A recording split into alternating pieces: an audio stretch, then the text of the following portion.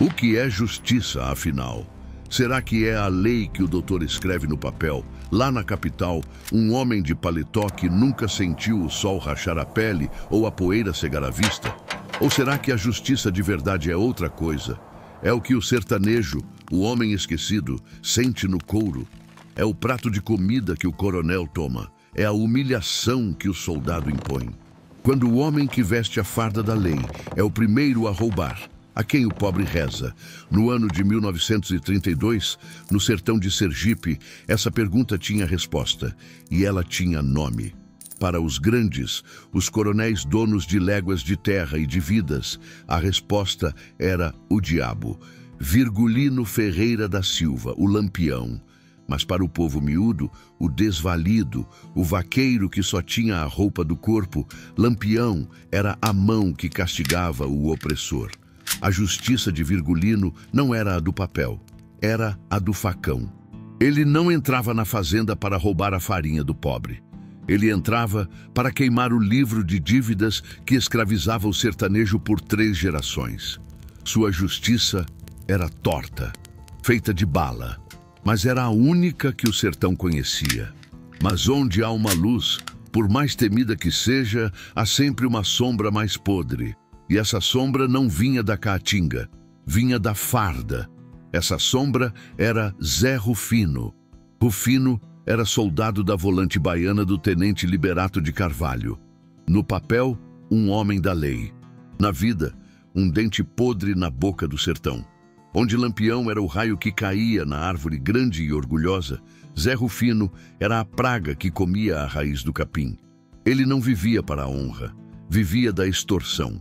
Nos povoados de Sergipe, o povo temia mais a Zé Rufino do que ao rei do cangaço.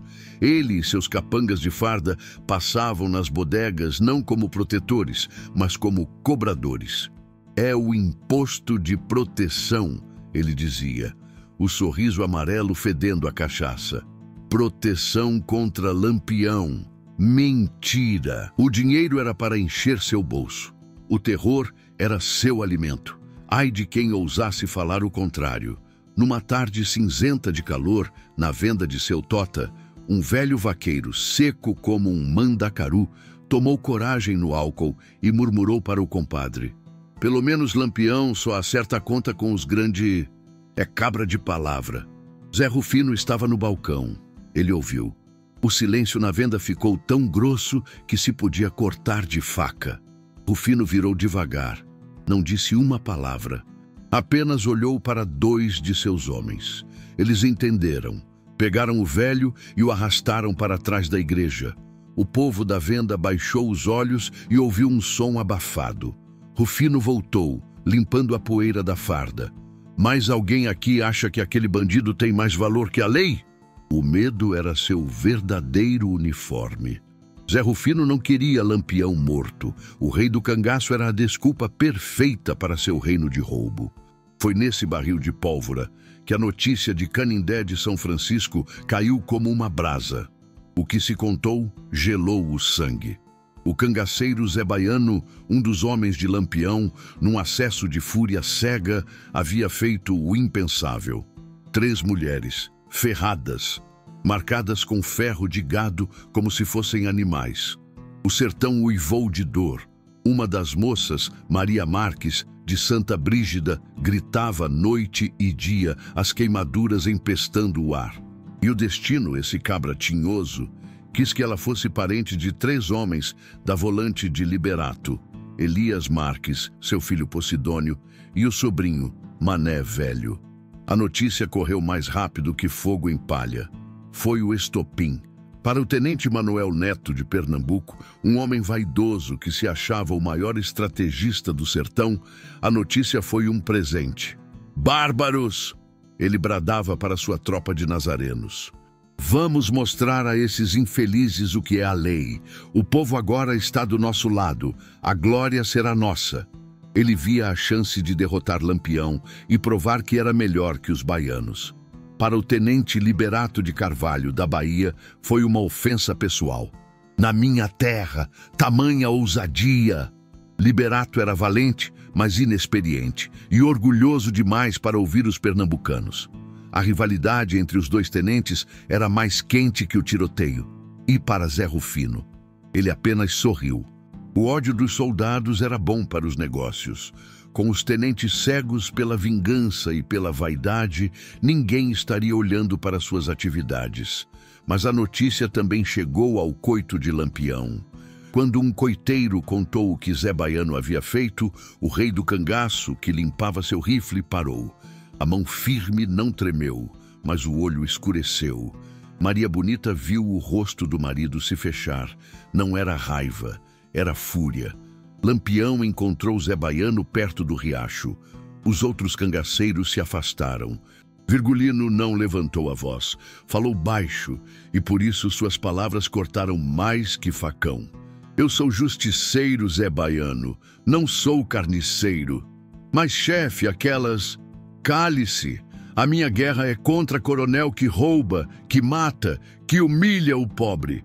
A minha guerra é contra soldado que faz o mesmo usando a farda. Eu não luto contra mulher indefesa. Tu é homem ou é praga?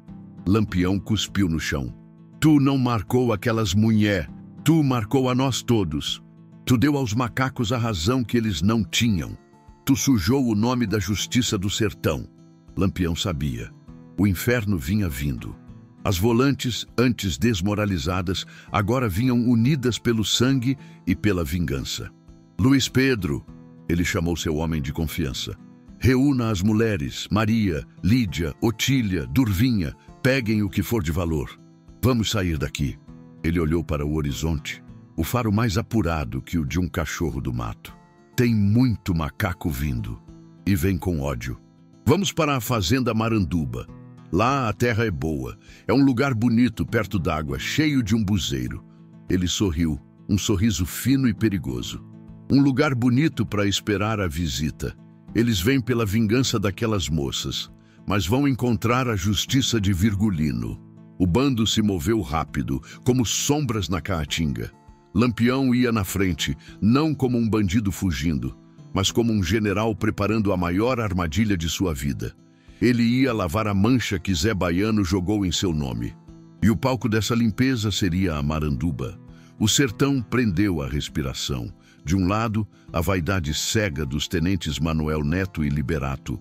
Do outro, a opressão fria de Zé Rufino, que via na tragédia uma oportunidade de lucro.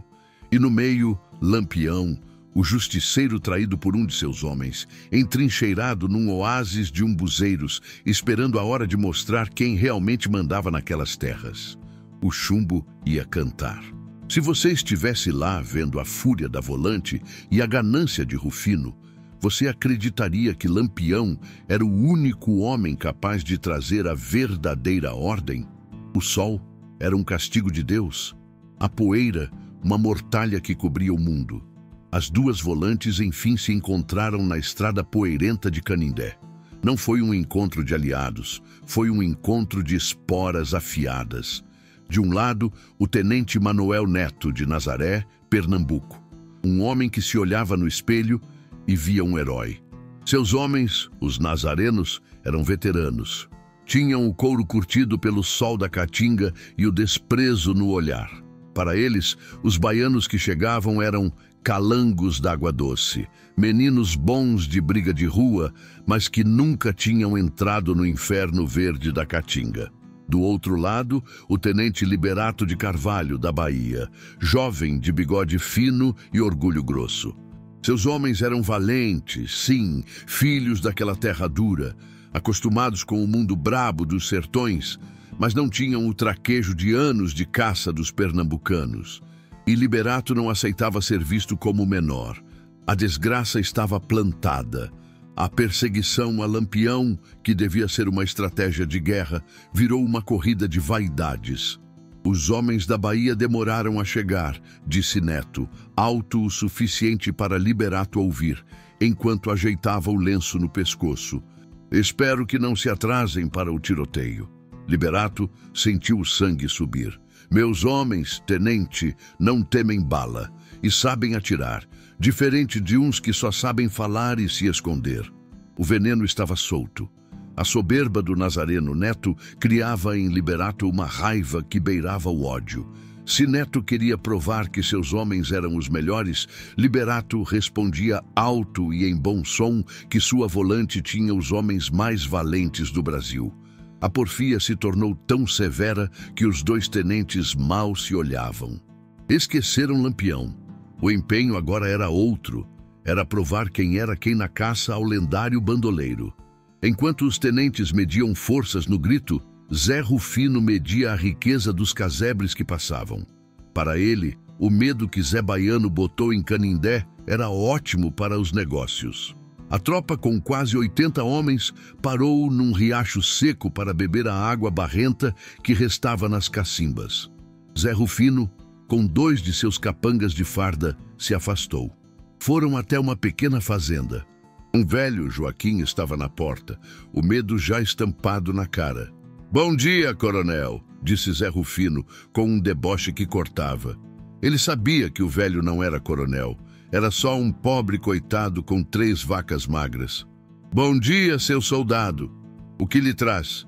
"A poeira, velho, e a fome, e a notícia de que Lampião anda perto."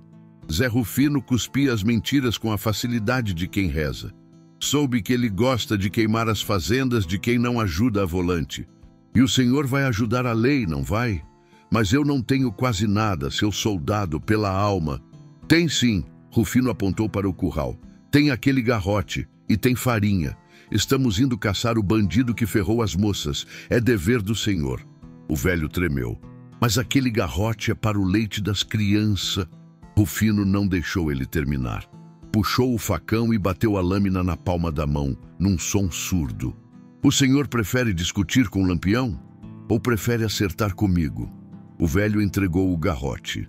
Zé Rufino e seus capangas mataram o bicho ali mesmo, rindo enquanto o resto da volante passava sede. Zé Rufino não era um caçador de cangaceiros. Ele era um cangaceiro de farda. Mané Velho, o parente da moça ferrada, viu a cena de longe. Sentiu o estômago revirar. Ele queria vingança contra Zé Baiano, mas via agora que a podridão estava dos 2 lados da barricada. O mundo estava de cabeça para baixo.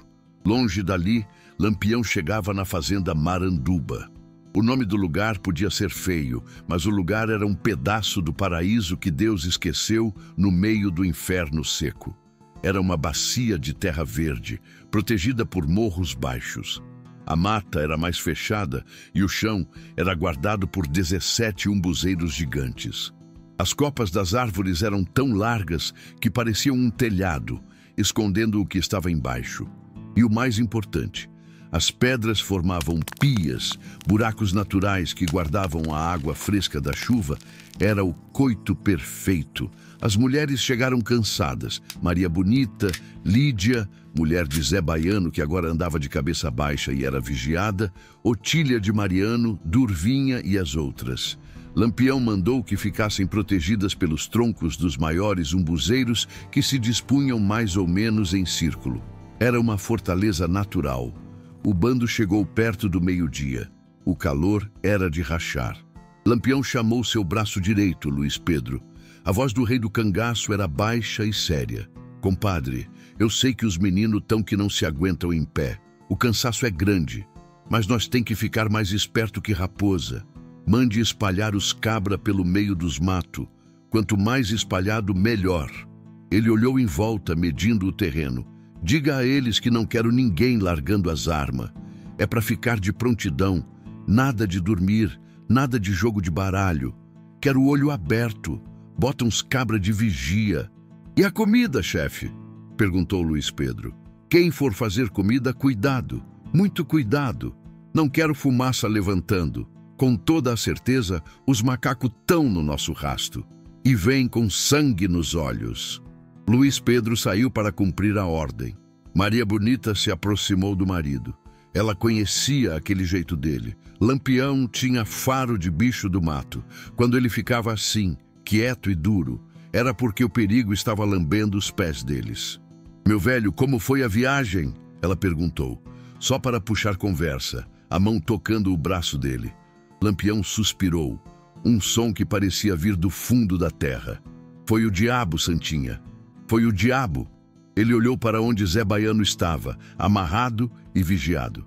Zé Baiano aprontou e eu deixei. O povo precisa aprender a me respeitar. Se eu não faço nada, se eu deixo um dos meus fazer covardia com mulher, eu tô desmoralizado. Acabou a justiça. Maria abraçou o cangaceiro. O cheiro de suor, de couro e de sertão. Tu é o chefe, tu é a justiça. Eles sabem. Eles quem, Maria? Os macacos vêm aí, mas não vêm por justiça, vêm por vingança, vêm pela glória de me matar, e vêm cegos pelo ódio, vão cair aqui que nem boi no curral. Nesse instante, um grito agudo, diferente de voz de gente, cortou o ar da tarde. Não foi um canto, foi um aviso. Um quero-quero, o sentinela da caatinga, voava em círculos curtos, gritando que algo estranho invadia seu território. Lampião retesou o pescoço. O faro de bicho do mato apurou. Ele conhecia aquele aviso. Eram quase 2 horas da tarde do dia 9 de janeiro de 1932. Um sábado. Eles chegaram, disse Lampião, pegando o rifle. Maria, para debaixo de um buzeiro. Agora! Perto das pias de água, o tenente Manuel Neto rastejava como uma cobra. O orgulho o fazia avançar, mas o ódio o fazia cego. Ele odiava a poeira, odiava o calor e, mais do que tudo, odiava a ideia de dividir a glória de matar Lampião com o baiano do tenente Liberato. Ele precisava ser o primeiro. Ele precisava daquela vitória para si. O vento mudou e trouxe com ele o som que Neto esperava. Eram vozes, não de vigias, mas vozes animadas. Homens e mulheres despreocupados, talvez rindo. Os sons vinham de um único ponto. Um maciço de umbuzeiros à sua frente, a uns 50 metros, meio escondido pela vegetação rasteira. Idiotas, pensou Neto. Estão comemorando a barbárie de Canindé. Peguei o diabo. Ele se jogou ao chão, no que foi seguido pelos seus nazarenos. Fez sinal de silêncio absoluto. Olhou para trás, para o flanco direito, onde Liberato e os baianos deviam estar. Não viu ninguém. Eles estavam atrasados, como sempre. Melhor assim, decidiu Neto. A glória seria só de Pernambuco. Ele gesticulou freneticamente para seus homens. Cercar aquele umbuzeiro. O plano era simples e estúpido. Uma saraivada de tiros em massa, concentrada num só ponto. Pegá-los iam de surpresa. Os soldados começaram a se arrastar, feito lagartixas, buscando a proteção dos troncos e dos arbustos. Em 1 minuto, o umbuzeiro principal estava cercado. Manuel Neto levantou o rifle, o suor escorrendo para dentro dos olhos. Ele abriu a boca para dar a ordem, o grito de "fogo!" morrendo na garganta. Foi quando um trovão rolou pela caatinga. Não foi um tiro, foi uma voz que não vinha do umbuzeiro cercado, mas de todos os lados. Uma voz calma, cheia de autoridade e deboche. A voz de Virgulino Ferreira. "Cuidado, meninos, os macacos chegaram no terreiro." Antes que Neto pudesse entender, o inferno abriu os olhos. O primeiro tiro não veio da árvore cercada, veio da sua esquerda. O segundo, da sua direita. O terceiro, de um ponto mais alto. De repente, os 17 umbuzeiros estavam vivos. O ar se encheu de chumbo. Lampião não estava em um ponto. Ele e seus 30 homens estavam em todos os pontos. A tática do rei do cangaço, assombrosamente eficaz, se revelou. Ele tinha espalhado seus homens num leque. Os 80 soldados da volante não estavam cercando. Eles estavam cercados. O bravo comandante Manuel Neto praguejou, furioso com a própria estupidez. Como não tinha pensado nisso? Ele tinha jogado seus homens num moedor de carne. Para complicar o que já era um desastre, o tenente Liberato e a volante baiana finalmente chegaram. Ouvindo o pipocar dos tiros, vieram correndo, cegos de fúria e ansiedade. Liberato, portando uma metralhadora de mão, viu a fumaça e os homens de Neto caídos. Ele tinha que agir, mas sua vaidade era tão grande quanto sua imperícia. Em vez de atacar pelos flancos ou tentar um cerco pelo outro lado, Liberato posicionou seus homens atrás da volante pernambucana e deu a ordem que selou o destino da tropa. Fogo por cima deles! Atirem nos umbuzeiros! Os soldados baianos, imprudentemente, começaram a atirar por cima das cabeças dos aliados nazarenos. Um caos indescritível tomou conta. Os homens de Neto, que já se protegiam das balas de Lampião que vinham pela frente, agora tinham que se proteger das balas dos próprios colegas, que vinham por trás. Fogo, amigo! Gritou um nazareno, quando uma bala baiana arrancou um tufo de cabelo de sua orelha. Os soldados, em pânico, começaram a gritar: mistura! Mistura! Um apelo desesperado para que baianos e pernambucanos formassem um bloco só, para que parassem de atirar uns nos outros. Mas os comandantes, cada um de seu lado, gritavam o oposto: separa, separa! Estava saindo tudo errado. A zoadeira era infernal. No meio dos tiros, os cangaceiros, mestres da guerra psicológica, começaram o seu espetáculo. Imitavam jumentos, relinchavam como cavalos, urravam como touros. Era o sertão rindo da cara da lei, e os soldados, em resposta, xingavam, atirando em qualquer vulto que se mexesse. Muitos atiraram nos próprios companheiros. No meio da tropa baiana, Zé Rufino se mantinha abaixado. Ele não estava ali pela vingança de Canindé, nem pela honra da farda. Ele estava ali porque era obrigado. Viu um soldado jovem de Paripiranga tremer ao seu lado. Atira, desgraçado! Rufino gritou, dando um tapa na nuca do rapaz. Ou eu mesmo te mato! O rapaz levantou e foi recebido por uma bala no peito. Zé Rufino apenas cuspiu e tomou o lugar do morto, agora mais protegido atrás de uma pedra. Ele atirava sim, mas atirava para o alto, para gastar cartucho, para parecer que estava na luta. Seu negócio era com os vivos e indefesos, não com Lampião. Enquanto isso, na vanguarda, o destino cobrava seu preço. Elias Marques, seu filho Posidônio e o sobrinho Mané Velho, os parentes da moça ferrada, tinham avançado com ódio no coração. Eles não queriam Lampião. Eles queriam Zé Baiano. Um cangaceiro que depois se soube ser Sabonete, parecendo alucinado, correu em direção a Manoel Neto, facão em punho, indiferente às balas. Ao passar por Mané Velho, este acertou-lhe um tiro certeiro no peito. O cabra caiu aos seus pés. Mané Velho, a garganta seca de poeira e pavor, viu a cabaça de água do cangaceiro morto. Sem pensar, pegou-a. Levou à boca e bebeu um gole longo. A água tinha um gosto esquisito, um gosto de metal, quente e grosso. Gosto de sangue. Ele olhou. A bala que furara o bandido tinha furado também a cabaça. O sangue do infeliz se misturara com a água. Mané Velho cuspiu, o estômago revirando de horror. Naquele segundo de distração, o preço da vingança chegou. Um tiro. Elias Marques, o pai de Posidônio, encolheu-se de dor, a mão indo ao estômago. "Pai, foi atingido!" gritou Posidônio. Elias, para não desencorajar o rapaz, mentiu. Não foi nada, foi de raspão, no braço. Era mentira. A bala tinha entrado fundo. Antes que Posidônio pudesse reagir, outro tiro. Desta vez, foi ele quem gritou. A perna fraquejou, uma dor quente rasgando o músculo. "Mané, Mané, me acuda!" Ele gritou caído. "Tira meu pai daqui, o ferimento dele é grave, tira ele!" Mané Velho, ainda com o gosto de sangue na boca, largou o rifle. A vingança tinha acabado. Ele agarrou o tio Elias, que já se esvaía em sangue, e começou a arrastá-lo para trás, para longe da linha de fogo. Posidônio, baleado, se arrastava como podia, tentando acompanhar. O primeiro núcleo da volante estava quebrado.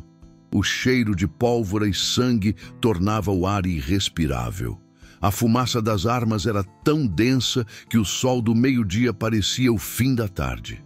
No meio do caos, os gritos dos soldados feridos enfraqueciam, enquanto os insultos e urros de bicho dos cangaceiros aumentavam.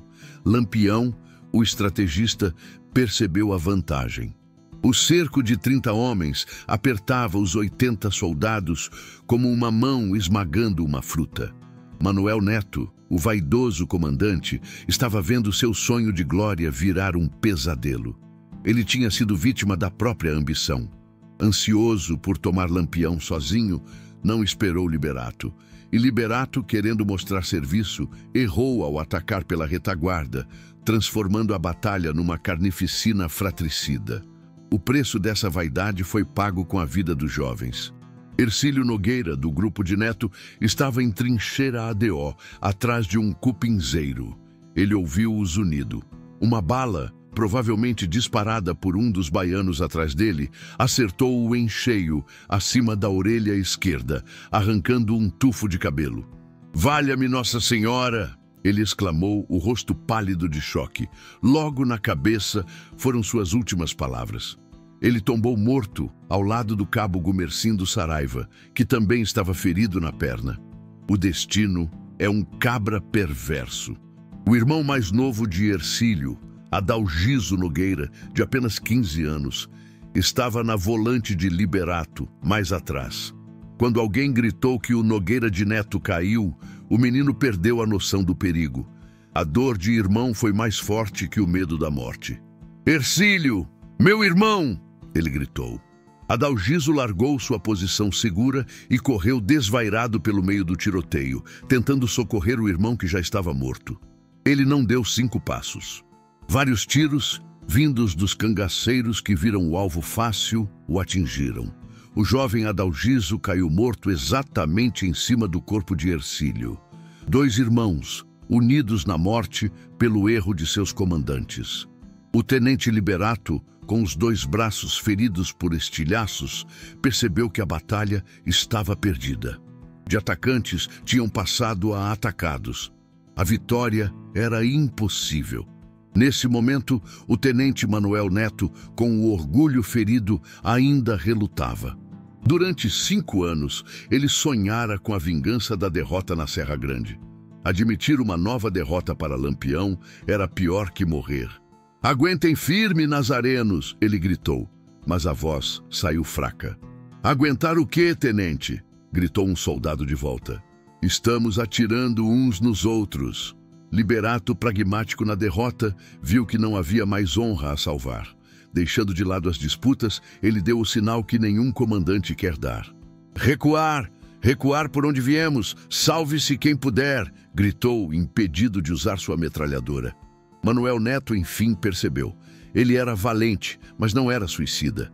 Viu os corpos dos irmãos Nogueira, viu Elias Marques sendo arrastado, viu Posidônio se arrastando com a perna quebrada. Como olharia para os pais e mães daqueles jovens quando voltasse a Nazaré? Se não agisse rápido, seriam todos massacrados. "Debandada, retirada!" ele ordenou, a voz cheia do fel da derrota. Foi a tropelia do desespero. Na fuga, a camaradagem se misturou ao pânico. Os feridos eram levados de qualquer forma. Alguns, como Elias Marques, eram carregados nos ombros. Outros eram praticamente arrastados pelo chão, os companheiros segurando seus braços enquanto corriam. Quem ficasse para trás seria morto e mutilado pelos cangaceiros. E Zé Rufino. No momento em que a ordem de retirada foi dada, Zé Rufino foi o primeiro a se levantar. Ele não ajudou ninguém. Viu o soldado Pedrinho de Paripiranga, caído com um tiro no peito, ainda vivo, a mão estendida pedindo ajuda. Rufino olhou para o rifle do homem, depois para a cartucheira cheia. "Deixa de ser frouxo, cabra!" Ele cuspiu, mas não o ajudou. Em vez disso, agachou-se, arrancou a cartucheira do ferido e pegou o rifle. Mais munição para ele. "Soldado, me ajuda!" Pedrinho gemeu. "A lei não ajuda quem não sabe se defender", disse Rufino, e saiu correndo, deixando o companheiro de farda para morrer.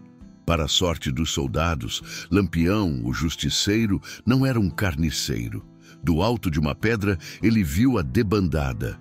Viu os macacos correndo como gado estourado, largando armas e chapéus. Ele poderia ter mandado seus homens perseguir e matar todos eles. Teria sido um massacre, mas ele levantou a mão. "Deixa ir!" Sua voz de comando cortou o tiroteio. "Parem o fogo, meninos!" Luiz Pedro o olhou sem entender. "Mas, chefe, é a hora de acabar com eles." "Não", disse Lampião, o rosto duro. "A justiça foi feita hoje. Eles vieram aqui pela vaidade e provaram do veneno deles. A humilhação de fugir é pior que a morte para homens como aqueles." Ele olhou para o corpo de Zé Baiano, que seus homens tinham executado durante a batalha, como punição pela desonra em Canindé. "Eles vieram vingar as moças", continuou Lampião. "O culpado já pagou. Não tenho conta com esses pobres coitados que eles arrastaram para cá. Deixem ir, deixem que levem os seus mortos. E que contem ao mundo como Lampião trata quem é cego pela vaidade." Os cangaceiros pararam de atirar. E no silêncio que se seguiu, só se ouvia o som dos soldados em fuga e os gemidos dos feridos que ficaram para trás. O sol, que tinha sido testemunha da fúria, começava a se pôr, tingindo o céu de um vermelho doentio da cor do sangue derramado na terra seca. Longe da fazenda Maranduba, o que restou das volantes de Manuel Neto e Liberato de Carvalho se reuniu. Não era mais um exército, era um bando de fantasmas derrotados. Os 80 homens orgulhosos agora eram uma estatística de dor. A conta chegou e foi alta. Manuel Neto, o comandante nazareno que sonhava com a glória, olhava para o nada. A poeira em seu uniforme estava manchada de sangue que não era seu. O tenente Liberato, com os braços latejando de dor dos ferimentos, sentou-se numa pedra, a metralhadora inútil ao seu lado. A vaidade dos dois, que horas antes era um pavão com a cauda aberta, tinha virado uma galinha molhada e trêmula. O silêncio entre os dois comandantes era mais pesado que um caixão. Foi Mané Velho quem quebrou o silêncio, não com um grito, mas com um soluço. Ele e Posidônio tinham conseguido arrastar Elias Marques para longe do fogo. Agora, o velho vaqueiro de Santa Brígida estava deitado sob uma jurema, o peito subindo e descendo cada vez mais devagar. O ferimento, que ele mentiu ser besta, era mortal. "Pai!" gemia Posidônio, a perna baleada, esticada, inchada e roxa. Elias abriu os olhos. O ódio pela vingança contra Zé Baiano tinha desaparecido. Só restava o cansaço. "Mané!" ele sussurrou, a voz um fiapo. "A mulher... Maria... Cuide!" Ele não terminou. A cabeça pendeu para o lado. Mané Velho, o homem que bebeu o sangue do cangaceiro Sabonete, o homem que viu sua família ser a faísca daquele inferno, fechou os olhos do tio. A vingança não trouxe nada, só levou. Os homens começaram a contagem. O sargento João Cavalcante, o João Dionísio de Ipueira, estava morto. O jovem Adalgiso Nogueira, de 15 anos, que correu para o irmão, estava morto. Seu irmão Ercílio Nogueira, também morto. O soldado Antônio Benedito da Silva, outro nazareno, caído. Manuel Boaventura, um dos convocados de Pernambuco, agonizava com um tiro na barriga. Morreria 3 dias depois no hospital de Penedo. E Pedrinho, o valente de Paripiranga, que Zé Rufino abandonou. Morreu sozinho, os olhos abertos para o céu, a mão ainda estendida, como se pedisse ajuda ao mundo. Zé Rufino se aproximou do grupo, cocheando de forma exagerada, como se estivesse gravemente ferido, embora não tivesse um arranhão. Trazia o rifle e a cartucheira de Pedrinho. "Foi o inferno", disse ele, a voz grossa fingindo luto. "Lampião é o diabo em pessoa. Eles eram muitos. Centenas! Mas eu lutei até o fim. Vi Pedrinho cair como um herói." Alguns soldados o olharam com desconfiança. Outros, exaustos demais, apenas aceitaram a mentira. O orgulhoso Liberato tinha perdido 3 homens de linha, além de Elias Marques. Neto perdeu 3 dos seus melhores. Entre mortos e feridos, as baixas da lei passavam de 17. 17 famílias que pagariam o preço da vaidade de 2 tenentes. Do outro lado, na Maranduba, a poeira baixava no acampamento de Lampião. A vitória tinha um gosto amargo. O rei do cangaço contou suas perdas. Sabonete, o cabra valente que correu para cima de Neto, estava morto. Catingueira, outro homem de valor, também tinha tombado. A justiça de Lampião era dura, mas ele sentia a perda de seus homens. Então trouxeram Quina. O cangaceiro estava vivo, mas a barriga estava literalmente estraçalhada por um tiro de rifle de perto. As entranhas estavam expostas, misturadas com a terra e o sangue. Ele olhava para Lampião, os olhos pedindo não por vida, mas pelo fim da dor. Os outros cangaceiros desviaram o olhar. Maria Bonita levou a mão à boca. Lampião se agachou ao lado dele, tirou o chapéu. Tu foi valente, Quina. Tu foi homem. O cangaceiro tentou falar, mas só borbulhou sangue. Lampião se levantou, pegou sua pistola. Não houve hesitação. Foi um ato de misericórdia, a justiça final contra o sofrimento. O tiro foi único, surdo. O rei do cangaço deu ao seu homem a morte rápida que Zé Rufino negou a Pedrinho. Tratem do Bananeira! Ele ordenou, a voz dura. O cangaceiro Bananeira estava ferido na perna direita. Não era um ferimento mortal, mas ele não podia andar. Os companheiros fizeram uma maca improvisada com cobertores e galhos e o carregaram quilômetros até a fazenda Baixa do Boi.